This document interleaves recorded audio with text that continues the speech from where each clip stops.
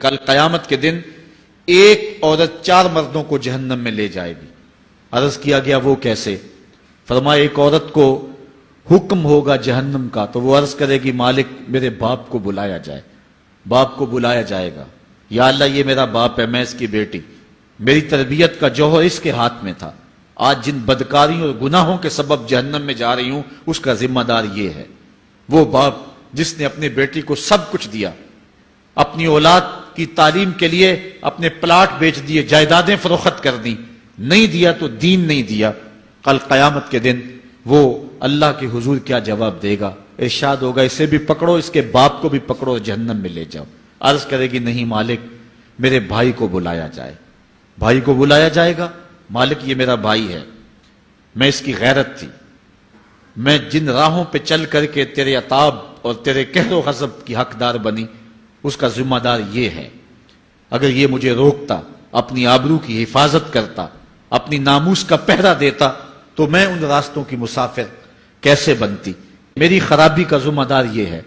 اب وہ بھائی کیا جواب دے گا جو چوکوں اور موڑوں پہ کھڑا ہو کے آنے اور جانے والی بہنوں اور بیٹیوں کو دیکھتا ہے اور یہ سمجھتا ہے کہ میری بہنیں اور میری بیٹیاں گھر میں محفوظ ہیں؟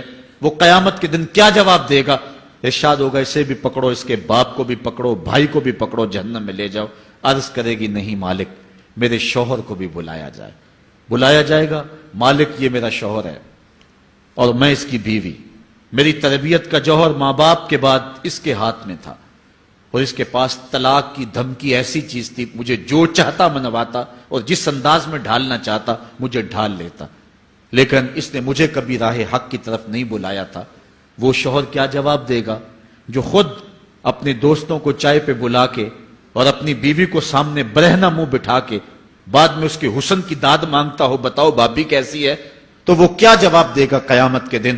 ارشاد ہوگا اس کو بھی پکڑو، اس کے باپ کو بھی، اس کے شوہر کو بھی اور اس کے بھائی کو بھی جہنم میں لے جاؤ۔ عرض کرے گی نہیں مالک میرے بیٹے کو بھی بلایا جائے۔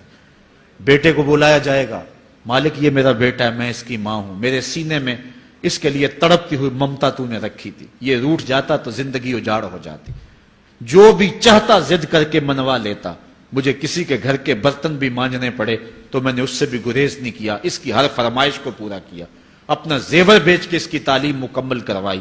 اگر یہ ضد کرتا کہ امی آپ نماز نہیں پڑھتی، میں آپ کے ہاتھ کا کھانا نہیں کھاؤں گا، امی آپ یہ عمل کیوں کرتی ہیں، یہ شریعت میں جائز نہیں ہے، تو میں جو ہے وہ کھانا نہیں کھاؤں گا، تو کیا میری ممتا مجبور نہ ہو جاتی؟ اس نے ساری زندگی کیا مجھے اس کے بارے میں کوئی کہا تھا، نیکی کی طرف بلایا تھا، بدی سے روکا تھا؟ جس بیٹے نے اپنی ماں سے ہر ضد پوری کروائی ہو تو اس نے صرف دین کے بارے میں کوئی ضد نہیں کی ہے، تو وہ کل قیامت کے دن کیا جواب ہوگا؟ ارشاد ہوگا اسے بھی پکڑو، اس کے باپ کو بھی پکڑو، اس کے خاوند کو بھی پکڑو، بھائی کو بھی پکڑو، بیٹے کو بھی پکڑو اور 5 کو گھسیٹ کے جہنم میں لے جاؤ۔ فرمایا ایک عورت 4 مردوں کو قیامت کے دن جہنم میں لے جائے گی۔ اس لیے میں اور آپ آج دیکھ لیں کہ ہمارا آخرت کا معاملہ کیا ہونے والا ہے اور ہم نے اس دنیا کے اندر کس طرح اپنی حفاظت کرنی۔